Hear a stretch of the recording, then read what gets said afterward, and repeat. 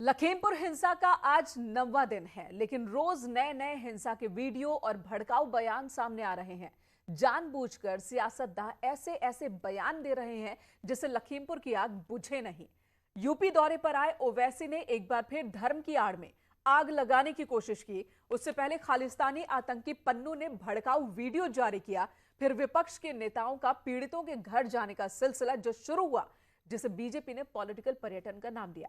लेकिन 8 तारीख को गोरखपुर में न्यूज 18 के सियासी मंच एजेंडा पूर्वांचल में सीएम योगी ने कहा कि जब जांच होगी तो हिंसा के पीछे के जो विपक्ष के नेता हैं, कई नेता, वो बेनकाब होने वाले हैं।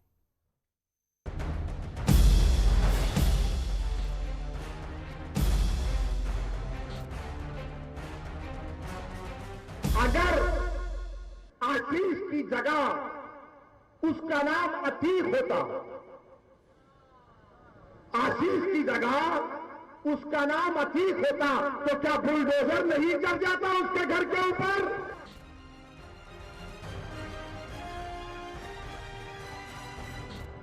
ਅੱਜ 4 किसान साडे लखीमपुर यूपी दे विच मारे गए है। सैकड़े मौतां हो चुकियां तुहाडियां इस संघर्ष दे विच। इस दा हल है खालिस्तान, किसान हल खालिस्तान। हमारे विपक्ष के जो मित्रगण हैं, ये कोई सद्भावना के दूत नहीं थे,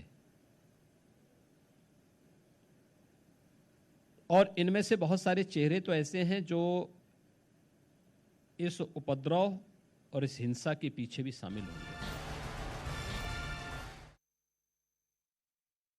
और इस वक्त हमारे साथ इस मुद्दे पर चर्चा के लिए जुड़े हुए हैं राकेश त्रिपाठी, प्रवक्ता बीजेपी हमारे साथ मौजूद हैं। धर्मेंद्र यादव, प्रवक्ता समाजवादी पार्टी हमारे साथ जुड़ रहे हैं। सैफ अली खान है, नेता कांग्रेस। दानिश कुरैशी हैं, राजनीतिक विश्लेषक, और हमारे साथ राकेश सिंह भी हैं, राजनीतिक विश्लेषक। सबसे पहले दानिश कुरैशी जी, आपके पास ही आती हूं। ओवैसी साहब आते हैं, हिंसा हुई, हिंसा के बाद जांच हो रही है, आरोपियों की गिरफ्तारी भी हो रही है, लेकिन ओवैसी साहब आते हैं, भड़काऊ बयान देते हैं, हिंदू मुसलमान यहां भी करते हैं। यानी कि राजनीतिक लाभ लेने का जो तरीका है वो वहां भी जारी रखेंगे जहां पर संवेदना दिखानी चाहिए।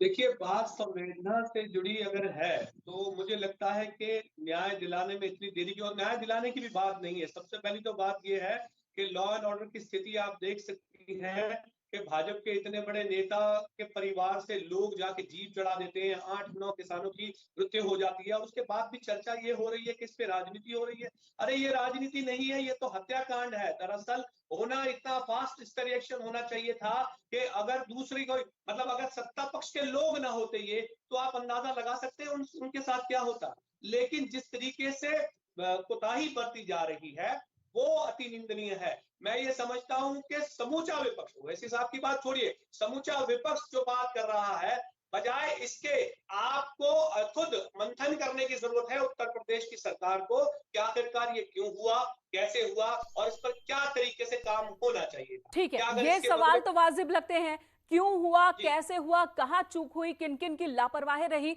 बहुत वाजिब सवाल है। लेकिन ये आकर कहना कि अगर उसका नाम मुस्लिम नाम होता तो उसके घर पर बुलडोजर चल जाता, ये अगर मगर करके तो लोगों की भावनाओं को आप भड़का रहे हैं, नफरत को भड़का रहे हैं, और इस बयान को आप जायज ठहरा रहे हैं।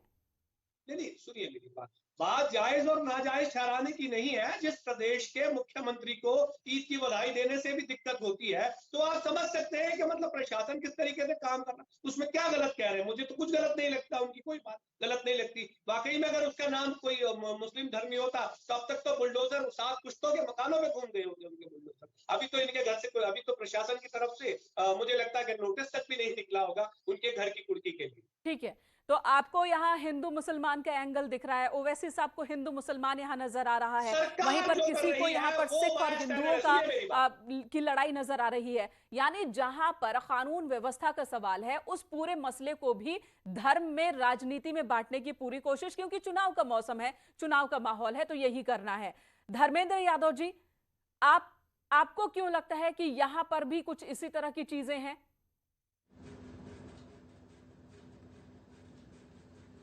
मेनका जी, मैं 2-3 बातों का जिक्र करूंगा। सबसे पहले तो अजय मिश्रा जी के बयान का जिक्र करूंगा, जिसमें उन्होंने रैली में बोला था कि मैं सांसद भी हूं, मंत्री भी हूं, उसके आगे कुछ और भी हूं। तो उसके आगे जो थे, उन्होंने, उनके सुपुत्र महोदय ने ऐसा काम करके दिखा दिया जो भारत की संवेदना को कुचलने का काम कर दिया। तो जो इस घटना के पीछे मास्टरमाइंड थे, उन पे कोई कार्रवाई नहीं हुई, और इस घटना के बाद 302 और 120B की धारा में जो अभियुक्त है उसको, उसकी आज तक गिरफ्तारी नहीं हुई। और रही बात जो पूछताछ की, 12 घंटे की पूछताछ में कम से कम 11 बार उनको चाय और नाश्ता करवाया गया। तो इस तरह के अपराधी को अगर धर्मेंद्र जी, आशीष मिश्रा जी की बात कर रहा हूं मैं, आशीष मिश्रा जी की गिरफ्तारी 8वें दिन हुई। एक हफ्ते जब भी कभी 302 का मुकदमा दर्ज होता है, 120 भी दर्ज होता है, गिरफ्तारी तुरंत होती है। लेकिन अरे मैडम, कब हुई आप मुझे बताइए ना, कब हुई? घटना किस दिन की है? आज 9वां दिन है घटना का, गिरफ्तारी कल हुई है। आप इस बात को समझिए ना पहले, क्यों गिरफ्तारी में लेट हुई?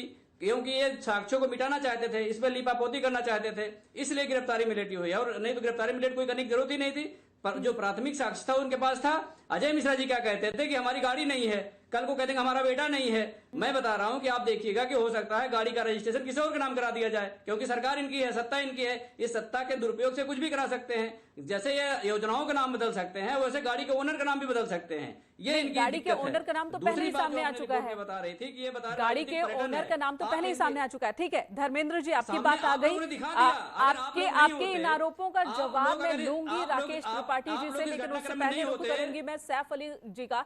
सैफ अली खान साहब, कांग्रेस सब कुछ छोड़कर, पंजाब छोड़कर, छत्तीसगढ़ छोड़कर, राजस्थान छोड़कर, जो पूरा का पूरा कांग्रेस दल है वो यूपी में बैठा है। प्रियंका गांधी, ठीक है, प्रियंका गांधी आई, उन्होंने आवाज उठाई, उन्होंने संघर्ष किया सड़क पर, लेकिन साथ में पंजाब के मुख्यमंत्री यहां आ जाते हैं, छत्तीसगढ़ के मुख्यमंत्री यहां आ जाते हैं। सब में जैसे होड़ मच जाती है कि मैं प्रियंका के साथ, मैं राहुल के साथ। उधर सिद्धू साहब मौन व्रत पर बैठ जाते हैं, और आज तो खैर प्रियंका गांधी भी बैठ गई हैं। तो ये हिंदू और सिख के बीच लड़ाई बनाने की कोशिश है क्या इस पूरे हिंसा को? देखिए, मैं सबसे पहले शुरुआत करता हूं कि इस वक्त उत्तर प्रदेश का क्या हालात हैं, उसके ऊपर जो है बाद में मैं आता हूं राहुल गांधी जी या प्रियंका गांधी जी के ऊपर, जो आपने अभी विशेष वो की है कि वो यूपी में क्यों है। बहरहाल उत्तर प्रदेश में राहुल गांधी जी, प्रियंका गांधी जी, और प्रियंका गांधी जी उत्तर प्रदेश में लगाम संभाले हुए हैं, तो जाहिर सी बात इसलिए है। अब आती है बात उत्तर प्रदेश की, जो है इस वक्त के हालात जो है, आपको याद होगा, मैं अब आपको बताना चाहता हूँ, उत्तर प्रदेश में खुद भारतीय जनता पार्टी और योगी जी खुद जो है 20,000 केसेस जो है अपने ऊपर से खत्म करवा रहे हैं, और भारतीय जनता पार्टी के खुद जो जितने भी लीडर्स हैं उनके ऊपर से केसेस खत्म कर रहे हैं। दूसरी चीज, उत्तर प्रदेश का क्राइम का ग्राफ लगातार जो है एक शूट जो है वो ऊपर होता जा रहा है। 45% क्राइम जो है उत्तर प्रदेश में नेशनल क्राइम रिकॉर्ड ब्यूरो कह रहा है कि बढ़ता जा रहा है। आपने हाथरस की घटना देखी होगी, जब बच्चे को 2:30 बजे जो है वो पेट्रोल डाल के आग लगा दी जाती है।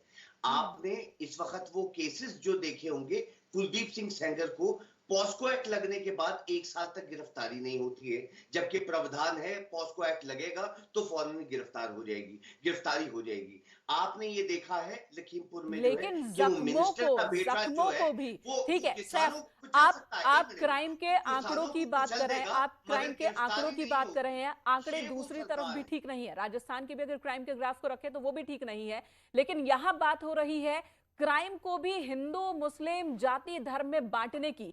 अगर दलित के साथ कुछ होता है यूपी में तो ठीक है, बवाल होता है। राजस्थान में भी एक दलित को पीट कर मार दिया गया, तो क्राइम है, उसको क्राइम के एंगल से हम क्यों नहीं देखते? हम सिर्फ वोट की हैसियत से क्यों देखने लगते हैं? राकेश त्रिपाठी जी, सभी सवालों का जवाब दीजिए। पहला सवाल आपसे हो रहा है कि उत्तर प्रदेश में लॉ एंड ऑर्डर ठीक नहीं है, कांग्रेस ये आरोप लगा रही, समाजवादी पार्टी आरोप लगा रही है कि आप अपने लोगों को बचाते हैं, दूसरों पर कार्रवाई करते हैं। ठीक ओवैसी जी भी वही आरोप लगा रहे हैं कि हिंदू मुस्लिम देखकर पुलिस एक्शन में आती है यूपी में। जवाब दीजिए। देखिए, असदुद्दीन ओवैसी तो जब भी मुंह खोलते हैं उनके मुंह से हमेशा मजहबी ध्रुवीकरण करने वाली कोई जहरीली जुबान निकल करके आती है। लेकिन सपा बसपा कांग्रेस जैसे उत्तर प्रदेश में जो दल हैं, इनकी बाछें खिल गई थी जैसे ही लखीमपुर में एक दुखद घटना घटी। इन्हें लगा कि कुछ लोगों की जान गई है, लेकिन अब पार्टी में जान फूंकी जा सकती है इस घटना के आधार पर। लेकिन उत्तर प्रदेश के मुख्यमंत्री जी ने सबकी वेदना को पूरी संवेदना के साथ सुना 24 घंटे के भीतर भीतर ही आप पीड़ित परिजनों के साथ, जो प्रदर्शनकारी थे उनके साथ उत्तर प्रदेश सरकार के वरिष्ठ अधिकारियों ने बातचीत करके जो भी उनकी अपेक्षाएं थी, जो भी उनकी डिमांड्स थी, वो सबको उत्तर प्रदेश की सरकार ने बहुत गंभीरता से सुना, उस पर विचार करते हुए उसको स्वीकार कर। राकेश जी, मुख्यमंत्री ने एजेंडा पूर्वांचल के दौरान एक बहुत बड़ी और गंभीर बात कही। उन्होंने कही कि जांच चल रही है और कई जो विपक्ष के नेता हैं उनके चेहरे भी सामने आएंगे जो हिंसा के पीछे की वजह है, जिन्होंने साजिश रची। किस आधार पर मुख्यमंत्री ने यह बात कही? क्या सबूत अभी तक हाथ लगे हैं और कब तक ये चीजें साफ हो जाएंगी, आप बता पाएंगे क्या? देखिए मेनका जी, जो साक्ष्य है वो तो निश्चित तौर पर इन्वेस्टिगेटिंग अफसर को रखने का दायित्व है, और इन्वेस्टिगेशन चूंकि अभी बहुत अर्ली स्टेज में है, इसलिए क्या साक्ष्य मिले हैं ये कह पाना मुश्किल है। लेकिन जो भी साक्ष्य मिलेंगे वो सबके बीच में आएंगे, पब्लिक डोमेन में भी आएंगे, कोर्ट के सामने भी प्रस्तुत किए जाएंगे। लेकिन मैं आपको बता सकता हूं कि किस प्रकार से तमाम विपक्षी दलों के नेताओं की क्या भूमिका रही। किसान आंदोलन के नाम पर पूरे देश भर में एक भ्रमजाल फैलाने का काम जिस प्रकार से विपक्ष ने किया, जी क्या राकेश जी, वो सारी चीजें जनता देख रही है, पब्लिक देख रही है, लगातार देख रही है, और फैसला भी जनता अपने हिसाब से सुना देगी कि कौन सही कौन गलत। राकेश सिंह, राजनीतिक विश्लेषक भी हमारे साथ मौजूद हैं। राकेश सिंह जी, आपसे मैं ये जानना चाहती हूँ, लखीमपुर खीरी में एक ऐसी हिंसा होती है जो पूरे देश को हिलाकर रख देती है। एक तरफ किसान और दूसरी तरफ बीजेपी के कार्यकर्ता। वरुण गांधी के भी ट्वीट का जिक्र करते हैं। पहले उन्होंने किसानों की बात कही और अब जो नया ट्वीट उन्होंने दिया है जिसमें उन्होंने लिखा है कि लखीमपुर खीरी में साजिश हुई कि हिंदू में सिख और हिंदू, जो एक बहुत बड़ा संघर्ष था, पहले की एक बड़ी लड़ाई थी, उसको जिंदा करने की, उस संघर्ष को जिंदा करने की, नफरत को बढ़ाने की। आपको क्या लगता है ये पूरा जो परिदृश्य है, इस पर आपकी क्या प्रतिक्रिया है? मेनका जी, देखिए, किसी प्रदेश में कोई घटना होती है, कानून व्यवस्था बिगड़ती है, तो प्रशासन की जिम्मेदारी होती है कि पहली जिम्मेदारी होती है कानून व्यवस्था को संभालना, और विपक्ष का भी अपना एक दायित्व होता है कि वह विरोध करे, वो प्रदर्शन करे, वो उस पे शासन पे दबाव बनाए कि न्याय हो। लेकिन सवाल वही उठ जाता है कि जब इस संघीय ढांचे में आप अपने सूबे के मुख्यमंत्रियों को दूसरे सूबे में कानून व्यवस्था पर जब बुलाते हैं तो आपकी मनसा पे सवाल उठता है। बिल्कुल, एक कोई दुर्भाग्यपूर्ण स्थिति बनी, इसमें कोई शक नहीं कि लॉ एंड ऑर्डर पर, प्रशासन पर, वहां की LIU पर, सब पर सवाल है, इसमें कोई शक नहीं है। कार्रवाई होनी चाहिए, एक्शन होनी चाहिए, जो दोषी उनको सजा भी मिलनी चाहिए। लेकिन ऐसे हालात का राजनीतिक फायदे के लिए इस्तेमाल करना, वहां पर नफरत पैदा करना, किसी ऐसी स्थिति को आधार बनाकर, उदाहरण बनाकर, यह भी गलत है। पब्लिक देख रही है, सब जानती है। धन्यवाद आप सभी का हमारे साथ जुड़ने के लिए। यहां पर एक ब्रेक के लिए रुकेंगे, खबरों का सिलसिला जारी है।